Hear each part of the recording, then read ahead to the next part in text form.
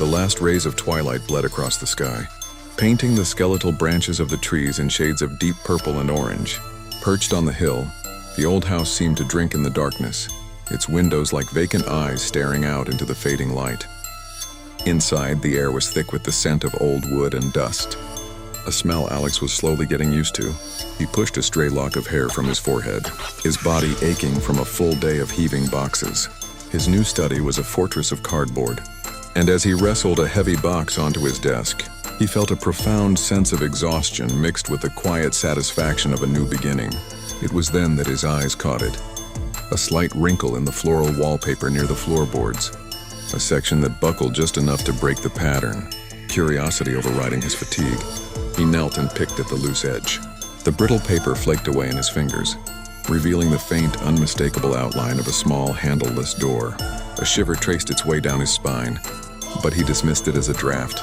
Using the edge of a chisel from a nearby toolbox, he worked it into the seam and pried. The wood groaned in protest before the small door creaked open, swinging inward into absolute pitch-black darkness. A musty, cold air, heavy with the smell of rot and stagnant time, billowed out into the study.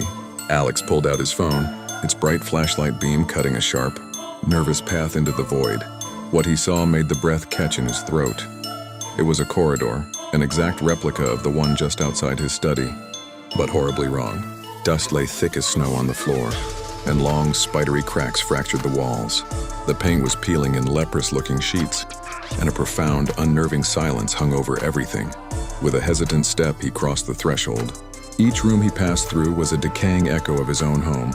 His living room with a collapsed sofa, the kitchen with rusted-out appliances, all draped in cobwebs and an oppressive sense of dread. He found himself in what should have been the master bedroom. Dominating the far wall was a large, ornate mirror, its surface clouded with a thick film of grime. Alex approached it, his own reflection a ghostly figure in the gloom. He leaned closer, trying to wipe a clean patch, when he froze. Over his shoulder in the reflection, something stood in the doorway behind him. It was impossibly tall and thin, a silhouette of disjointed limbs that seemed to stretch and bend at unnatural angles. He spun around, his heart hammering against his ribs. The room was empty. There was nothing there. He told himself it was a trick of the light, a figment of his overtired imagination. Slowly, he turned back to the mirror. The figure was there again, but it had moved. It was closer now, directly behind his reflection, its head tilted. Its face was a vortex of shadow, a featureless blur that seemed to absorb the light. As he watched, paralyzed by terror, a long, skeletal hand rose slowly into view. Panic seized him. He stumbled back, his eyes darting around the room. It was in every reflective surface. Its distorted shape leered back from a dark window pane. Its form flickered across the blank screen of an old television, and its shadowed face stared out from the glass of a fallen picture frame. With a choked sob, Alex scrambled out of the decaying bedroom, his feet pounding down the dusty corridor. He threw himself back through the small door, not daring to look behind him, and slammed it shut with all his might. The click of the latch was deafeningly small in the sudden silence of his study. He didn't stop.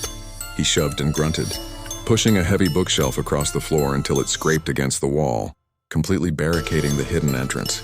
His lungs burned, and he slid down the opposite wall, gasping for air, his body trembling uncontrollably. For a moment, there was only the sound of his own ragged breathing. Then a new sound began, soft but distinct. It was a faint, dry scratching, and it was coming from the other side of his main bedroom door.